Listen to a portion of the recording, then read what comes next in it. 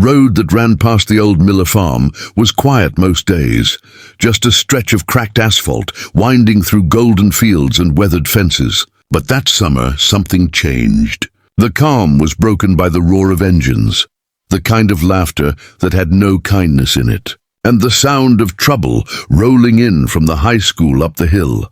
Cassie Miller, the younger of the Miller twins, was small and soft-spoken, with that kind of quiet kindness that people sometimes mistook for weakness. Her twin Caroline was the opposite, tough as the barn nails, a girl who could wrestle a steer or fix a tractor belt with the same steady hands. But Caroline had left home 3 years back, joining the army, and then something deeper, something the family didn't talk about much. Delta Force.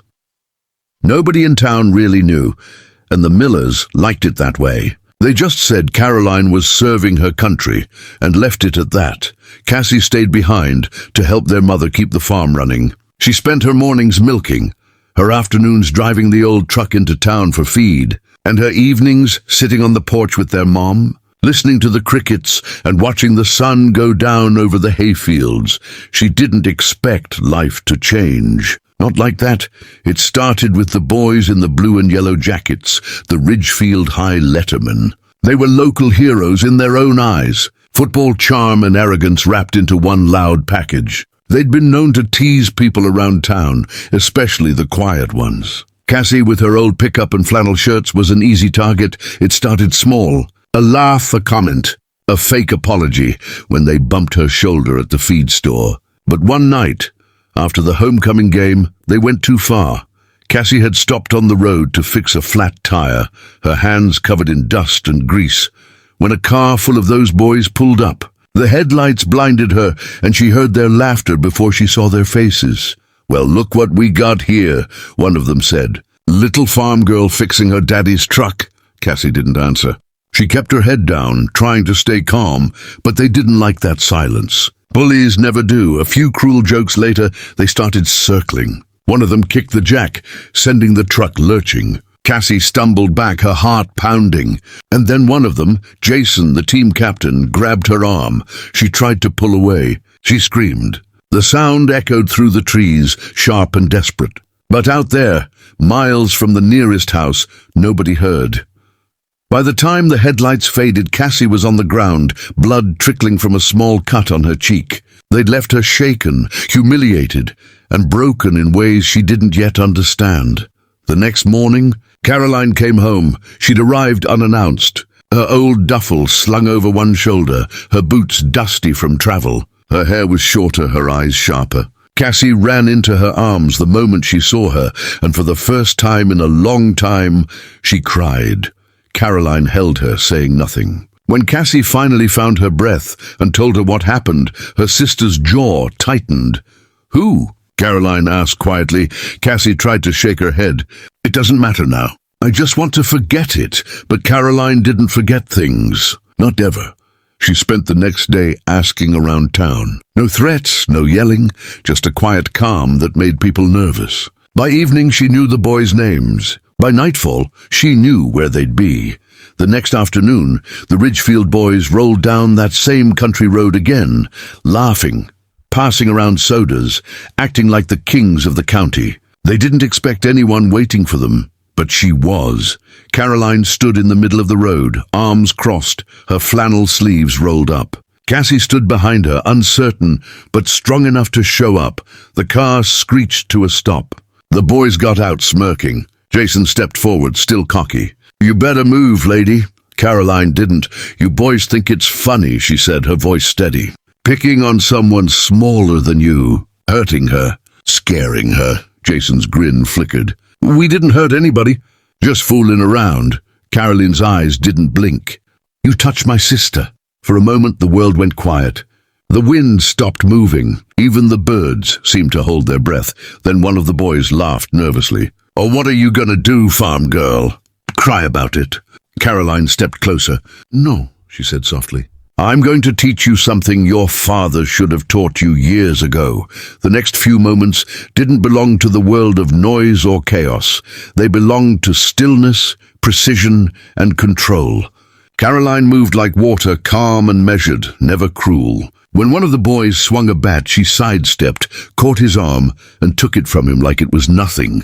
Another lunged, and she simply stepped aside, letting him fall flat on the road. It wasn't rage. It wasn't vengeance. It was justice, delivered with the discipline of someone who knew how dangerous anger could be if left unchecked. When it was over, the boys were on their knees gasping, their pride bruised worse than their bodies. Caroline stood over them, breathing slow and steady. "Look at her," she said, pointing to Cassie. "You see that girl? That's the last person you'll ever lay a hand on. Do you understand?" They nodded. "Good," she said quietly. "Then we're done here." She turned, took Cassie's hand, and started walking back toward the farmhouse. The wind picked up again, rustling the trees, washing the moment clean. That night, Cassie couldn't sleep. She sat on the porch with a blanket around her shoulders, the moonlight spilling over the fields. Caroline came out and sat beside her, silent for a while. "I didn't want you to do that," Cassie finally said. "Yeah, I didn't want more violence," Caroline nodded slowly. "I know. Then why?" Caroline looked out over the fields, her voice low. "Because people like that, bullies, they don't understand words until they see consequences. But I didn't do it for revenge. I did it so they'd never forget what real strength looks like." Cassie looked down at her hands. "I feel like I should have done something myself. I just froze." Caroline turned toward her, her expression softening. "You did the hardest thing there is, Cass. You survived. That's not weakness, that's courage." The next morning, news spread quietly. The boys didn't talk much about what happened, but word got around that they'd picked on the wrong girl.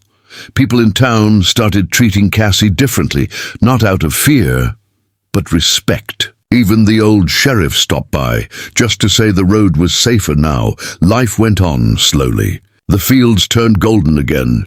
The air cooled. And though the scars of that night lingered, something else grew in their place. Strength, calm, and a quiet kind of peace. One evening, a few weeks later, Cassie stood at the edge of the property, watching the sunset. Caroline was beside her, leaning against the fence. "You ever regret joining the army?" Cassie asked. Caroline thought for a moment.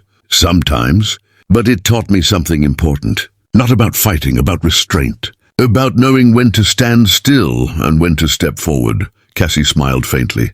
"You think I'll ever learn that?" Caroline put an arm around her shoulders. "You already have. You didn't need to fight them to win. You just had to stay true to who you are." As the last light faded, Cassie breathed in the smell of earth and hay, feeling a kind of peace she hadn't felt in months. The pain hadn't vanished, but it no longer owned her. It had become part of her story, a scar that spoke of survival, not defeat.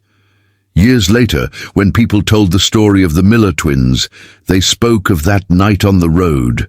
Some said it was vengeance, others called it justice. But those who really knew them, their neighbors, their friends, said it was something more.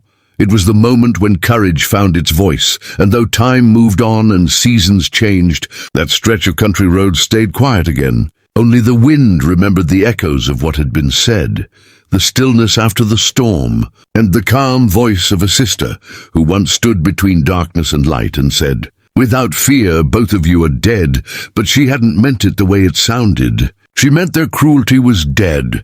Their power over the innocent was gone, because when a family stands together, when love turns into courage, and courage into truth, no bully, no darkness, no evil ever really wins. It just fades away, leaving behind the steady heartbeat of a home that's finally safe again.